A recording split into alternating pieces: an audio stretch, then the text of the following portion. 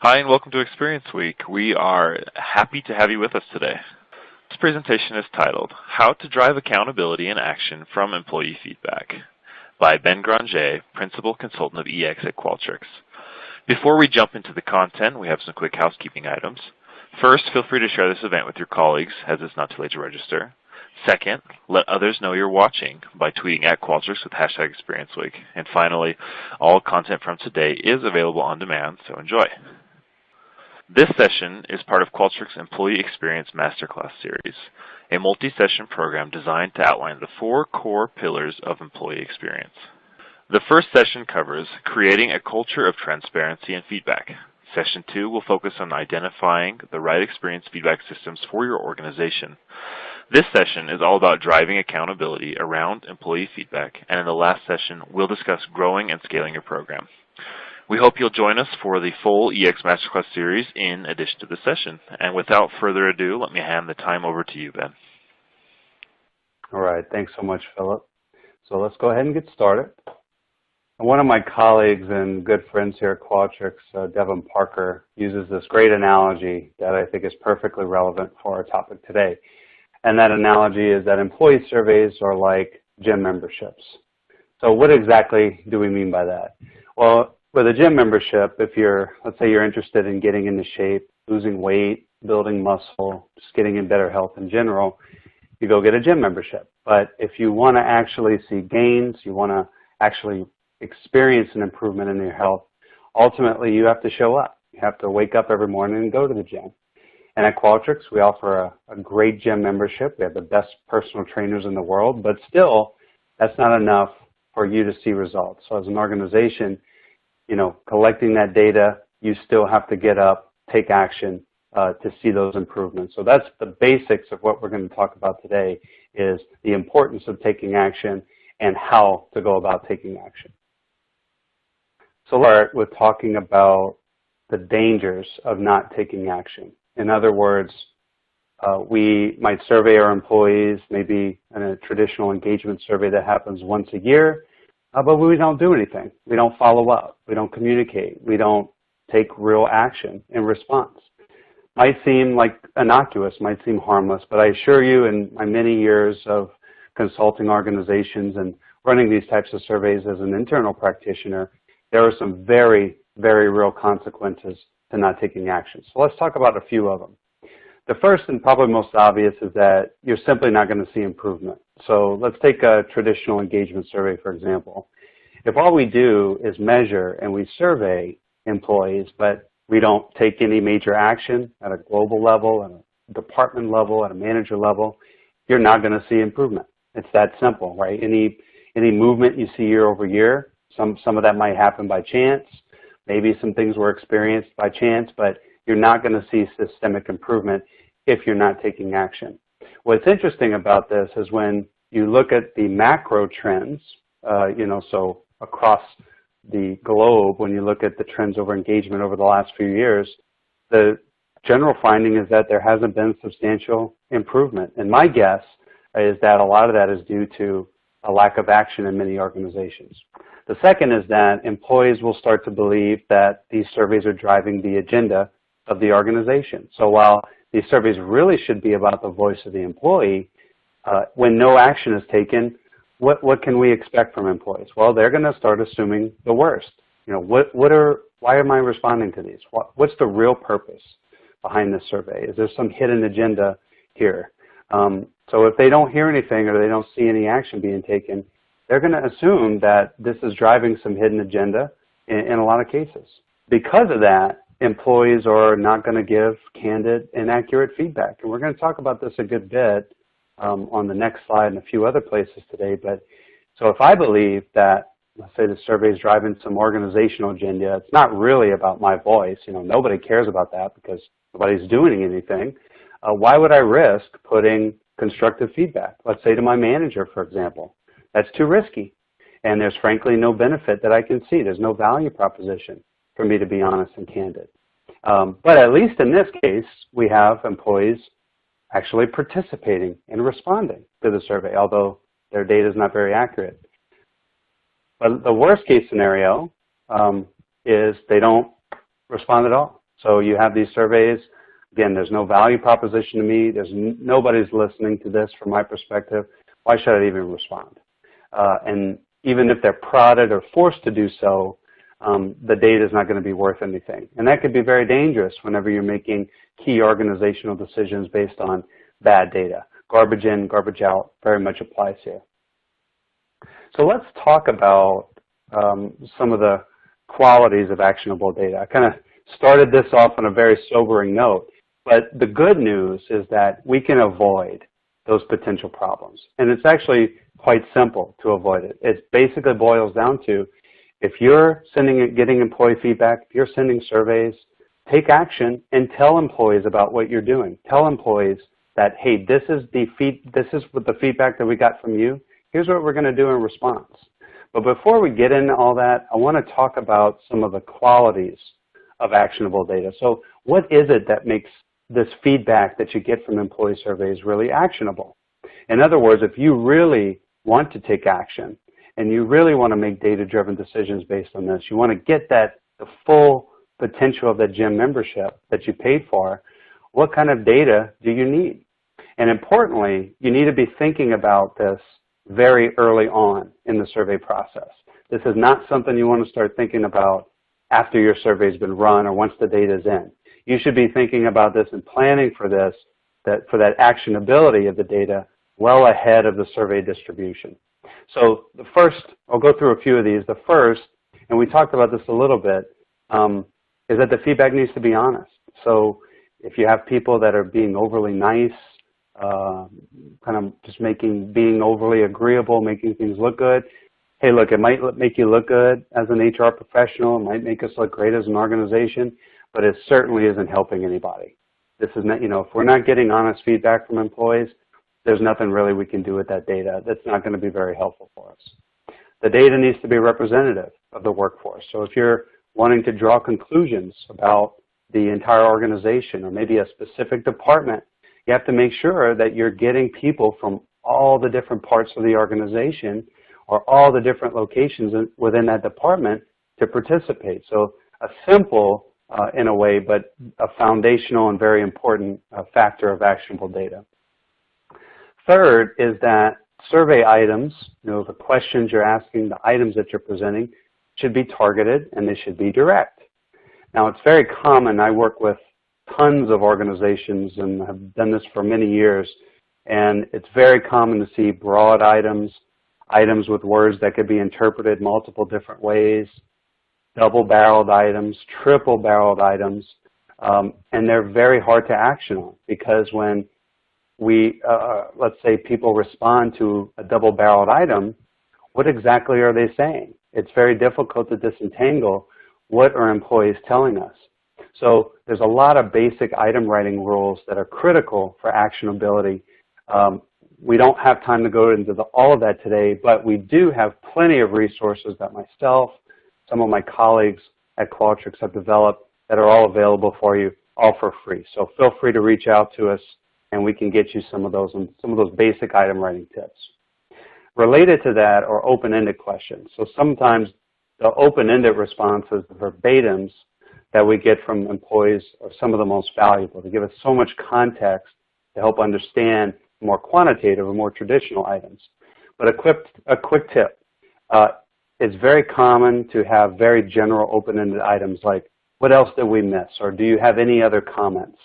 If you've asked those questions before, you probably know that these turn into a brain dump of all sorts of things that are very, very difficult to distill. What are people actually saying here? Even the best text analysis tool will struggle with those things. So it's much better to ask very targeted questions. For example, if you're telling us that we don't have the training that you need to be successful, what specific training do you need to be effective in your job? It's an example of a really well-constructed, very direct, open-ended question. The data needs to be as real-time as possible. So we know that employee perceptions change over time. Employee attitudes change over time. Many industries, retail, call center, for example, turnover is very high and can happen essentially at any time. So having long delays between the time where we get the surveys completed and where the data consumers get the data, that doesn't that doesn't make a whole lot of sense. We have to get the data as quickly as possible after we collect it. Related to that, we have to get the stakeholders, the right stakeholders, access to the data. So we move beyond just the data collection process. We have to get those decision makers the data that they need, so the data that they're responsible for, that's relevant to them, that they can action on. And then finally, a good tip here is also to construct the data in a way that can be aggregated and looked at a macro level, so across an entire department, for example, across the entire organization, and also broken down. So an individual manager can see all the employee feedback that rolls up to him or her, and they can take local action. We'll talk a good bit more about that in the coming slides. So now that we have actionable data, we've collected it, we've run our surveys, now what? What do we do with it? Who's responsible for action planning? This is a question I get very often. The short answer from my perspective as to who's responsible for action is everyone. So everyone in the organization should have some responsibility for taking action on employee feedback. And I'm going to explain that in a bit.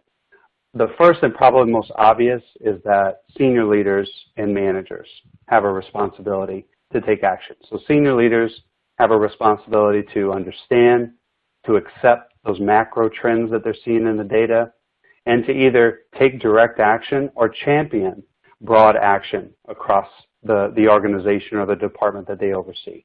So very important role, top-down action, very important. Managers also have a key role here. I think it's not a stretch to argue that managers have some of the most critical roles in an organization, especially when it comes to improving employee engagement, productivity, etc. We're big believers that action planning is best when it's done at multiple levels within the organization. Again, having senior leaders look top down across the organization or across my department, we need to do X, Y, Z. And you also need to have frontline managers with the ability to look at their data and say, for my specific team, we may have an isolated issue that needs to be addressed independent of this more global systemic issue. So giving managers and senior leaders the power and the data to take that action. Now the one that probably is a little more surprising to you perhaps is employees or individual contributors themselves. So this is one that's not so obvious, probably one that's not very common too. So my belief is that employees also have a very critical responsibility, not only to provide that honest and actionable feedback that we just talked about, but also potentially to take their own personal action. So this whole idea that engagement is something that happens to me and I have no control over it, I think that's misguided. I think when you look at the actual academic research on the things that drive engagement, one of the really good predictors is actually individual differences, meaning that some people are just naturally more engaged than others. What this suggests is that engagement is also partially up to each person. So it's partially a personal decision that each person makes on a daily basis that ultimately lead to them being engaged or disengaged. So that's a good example of that. So don't be afraid to give employees some ownership over their own job attitudes. I think that's a good practice.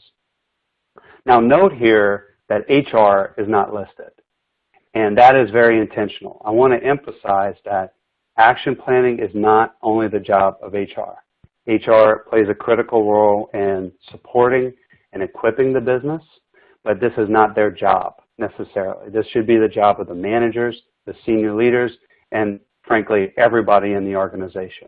So if you are in an organization where action planning is mostly driven by HR, my guess is that it has not been as successful as it could have been. Now we realize that having accountability at those different levels, definitely more challenging than it sounds. And much of what we talked about just now was conceptual, and I would argue probably most of you agree with all of that. So that's not the problem, is convincing you. That's not the problem. The problem is convincing the business that this is their job, and that taking action in response to employee feedback is important, and it's going to be worth something to them. It's going to be worth something to the business. So how do we do that? So what I want to talk about now is hopefully something that's very actionable, some strategies that you can actually take back to your organizations and use.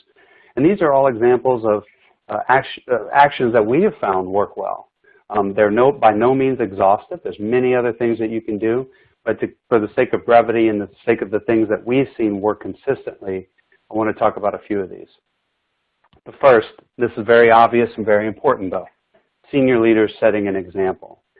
So having a senior leader champion of action planning across the business is really important to get people below that level to care, right? So if my boss doesn't care about action planning, he or she is clearly not paying attention to this, why should I? What's the point? What's the value of me doing it? Secondly, have managers participate in the action planning process. This is incredibly important for buy-in. There's a general psychological principle that if people are part of the decision-making process, they're going to be much more likely to buy into that decision, the decision that's made. So, and that definitely holds true for action planning. So give the managers a role in deciding what to do in response to the employee feedback.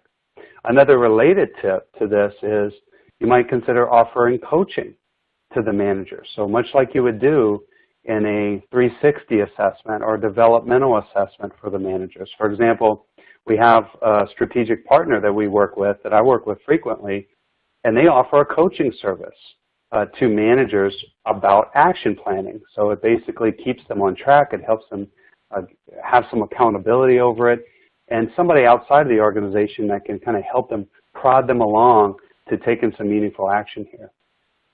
Third, encourage everyone to create an action plan. We talked about this on the last slide. This is a newer trend, but I think is one that's going to gain traction, and we've seen some successes among our clients implementing this. Now, it's important to be aware, though, you don't want to assign individual contributors a goal and say, hey, you need to make a personal action, but your manager and senior leaders are not going to do anything. That's absolutely not going to work. So you have to make sure that if you're asking employees to take some individual action, which might be as simple as, hey, reflect on how you interact with employees every day, your colleagues, your customers, reflect on that daily. If you're telling employees you're expecting that of them, you need to make sure that the managers and the senior leaders are all also holding up their end of the bargain. Share internal case studies from leaders around the business. So use these as advertisements for action planning. So maybe there was a leader who took some innovative action and saw a dramatic improvement year over year. Get that leader on board. Have them tell the story. Turn it into a little case study that gets published throughout the organization. Not only does that help leaders see, oh, hey, my peers are doing this. My peers are finding success. But it can give people a good idea of a concrete action that can be taken and that has worked at my company. So that's a great one, and we use that with almost all of my clients. Incentivize leaders for taking meaningful action and achieving objective metrics. Now, we're going to talk about this in the next slide in a lot more detail, but this is in response to the impulse to incentivize leaders, to make them pay attention to action planning or these surveys. But we have to be very careful about what we're incentivizing. What behaviors are we incentivizing? So I'm going to revisit this and expand on it on the next slide. The next one, communicate and advertise action plans. Very similar to the one we just mentioned, but this is often missed. So oftentimes I see organizations actually take really meaningful action in response to feedback, but they fail to make the connection for the employee. In other words, if you're taking an action, whether you're a manager or a director or a senior leader, if you're taking some sort of action, make it crystal clear that we are doing this because you raised this in this survey, and remind people that, hey, you told us this, we're doing X, Y, Z in response. You have to keep reminding people of that. That's an often missed but very important point. Also, follow up with employees. So you might plan a follow-up pulse survey to ask, what did you think of the changes that were made? Did you experience any change at all?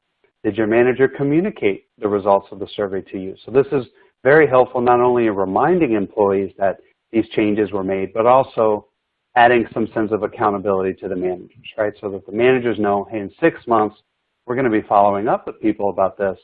I really do need to pay attention to this. I need to do something to respond. And finally, this is a little bit different, but I'm a firm believer that leaders who actively participate and buy into action planning, that tells you something. Just like people who disregard it, that also tells you something.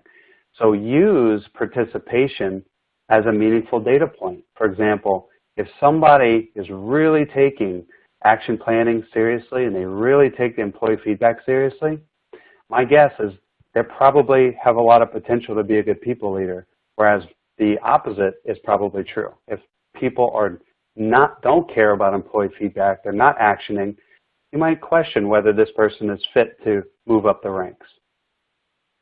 So finally, I want to address some common missteps. So things that we see fairly often. Most of these are well-intended, but actually can be very harmful to the organization and more importantly to the employees themselves. So the first is forcing managers to engage in certain actions. Now, this isn't always a bad thing, right? So there might be some overarching goals or actions that really do require trickle down. So I'm not suggesting that that's bad.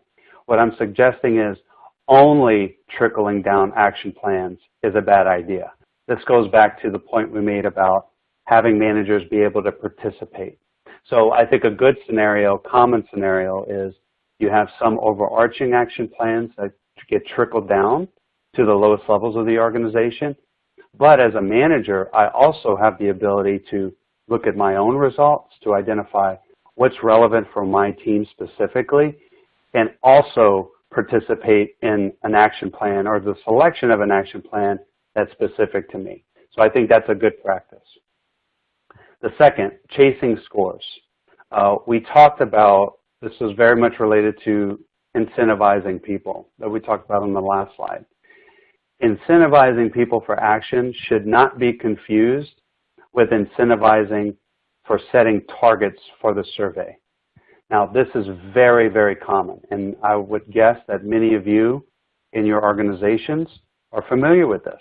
So having a score, we need to hit 75% engagement, for example, or senior leaders get X bonus if they hit this score on the engagement survey, or X% of their bonus is tied to the engagement score. Now, this is well intended, I believe, in most cases. This is trying to get people accountable to employee feedback, but in almost every case that I've seen where that happens, you get unintended consequences.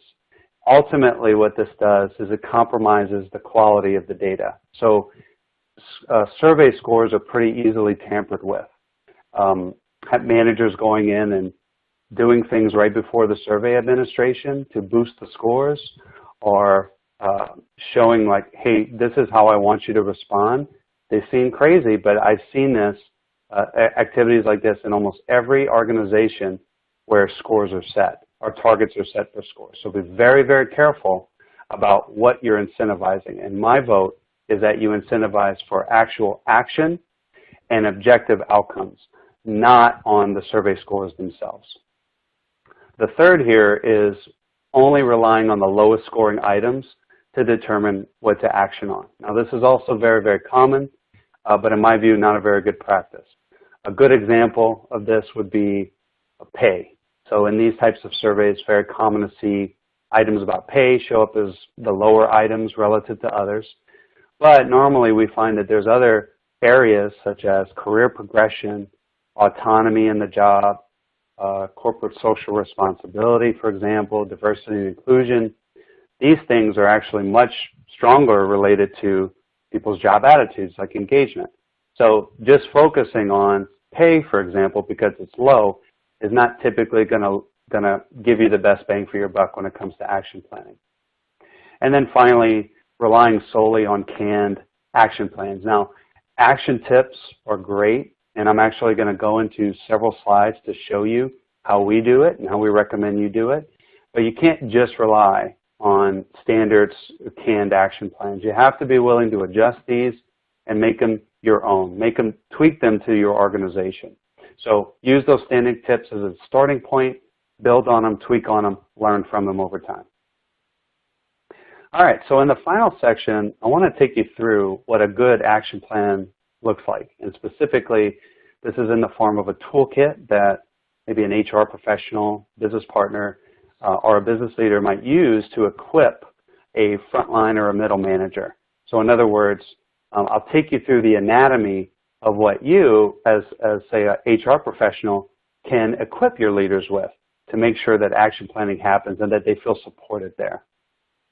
So in these types of employee surveys, normally we have quite a few different items, and we find that it's useful to organize action planning tips and resources at an item level. This helps to make things a little bit more concrete, a little more focused for the managers. So I'll walk through a live example of the item. I have a clear understanding of my career path at this company. This is a very common example of an item you would see in an engagement survey, and one that frankly I see a lot show up as a driver of engagement, one that's very good to action on. So a common theme that we've alluded to today is this idea of what's in it for me, the value proposition, and that's where we like to start with the action planning resource. So before we give the managers any tips or any suggestions, we need to explain why they should care. Why is this important? How is this going to help you? How is this going to help your employees if you notice that this is a problem? I also want to point out the use of the word you. So why it's important to you. This is a very subtle thing, but it's a very important one. So you need to make it personal. Make the document or the resource personal and direct it at the manager. And I think one interesting thing to note here is that in the training and development literature, we find that when you make a slight change from using third-person language like him or her to using second-person language like you, your, people tend to retain more information. And the same principle applies for this type of action planning resource. So next is the self-reflection. Again, before we suggest tips or any key actions, give the manager some questions to ask him or herself to reflect on. Think more deeply about the scores on this item. Oftentimes, the self-reflection focuses on having them think about their past behavior or recent behavior with their team, their reaction to the item itself. How would they respond to that item? This step also implies that the manager should do some deeper thinking about the scores before they take some sort of knee-jerk reaction. And this is especially important when you have items in the survey that might directly relate to manager behavior, which oftentimes we do. So if a manager is seeing that their team's not rating them very well on something that they should be engaging in, for example, they could make it be very personal and may hurt. So this gives them a step to think through it a bit, pause before you actually go and you take some sort of action. Now we finally get into some of those suggestions and those tips. In general, we like to provide two different types of tips. You have your simple things that the manager can basically do immediately. So that's the kickstart action.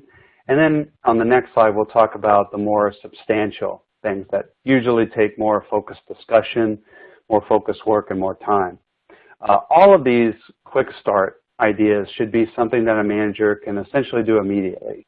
And they provide a foundation for more thoughtful, more time-consuming action. And sometimes this could be as simple as following up with the team in a team meeting, and might be reviewing the results with the team and having them kind of weigh in, adding context. Looking at the open-ended comments.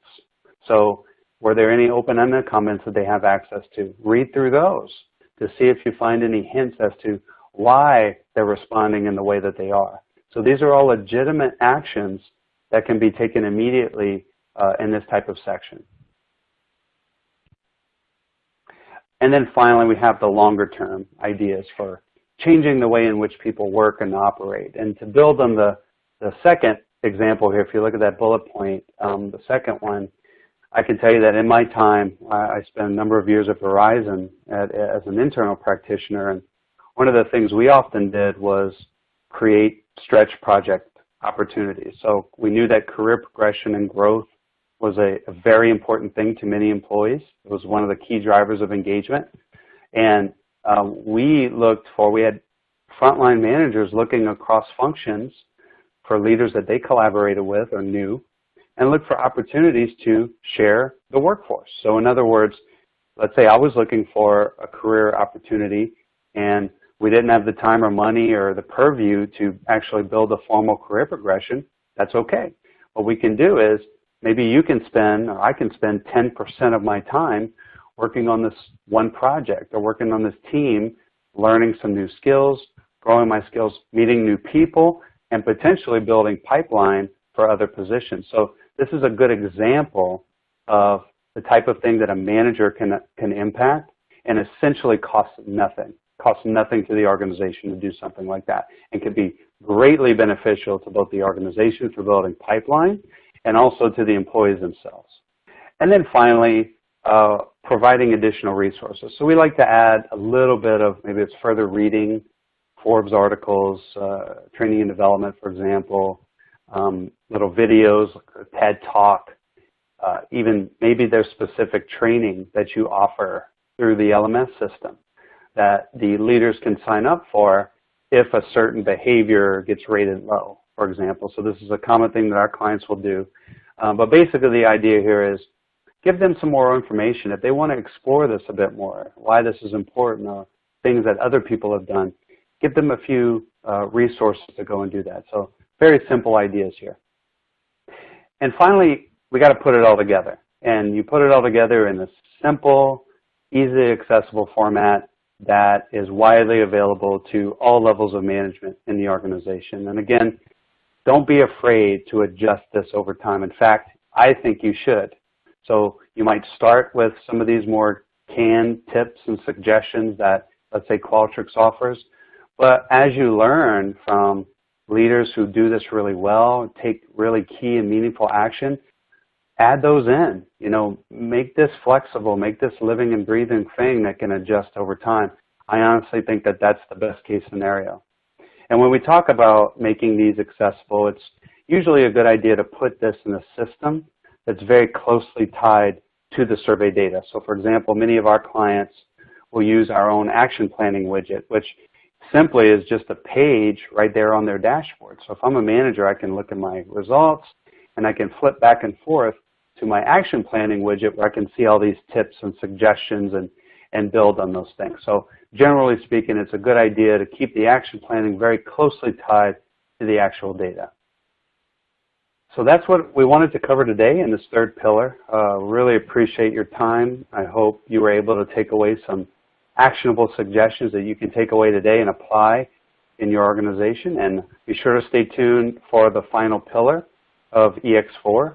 And again, thanks for joining. We appreciate your time. And at this point, I'll hand it back over to Philip. Thank you so much, Ben. Thanks for your time. That was fantastic. And thank you to everybody who has joined in today. Make sure to tune in for the rest of Experience Week.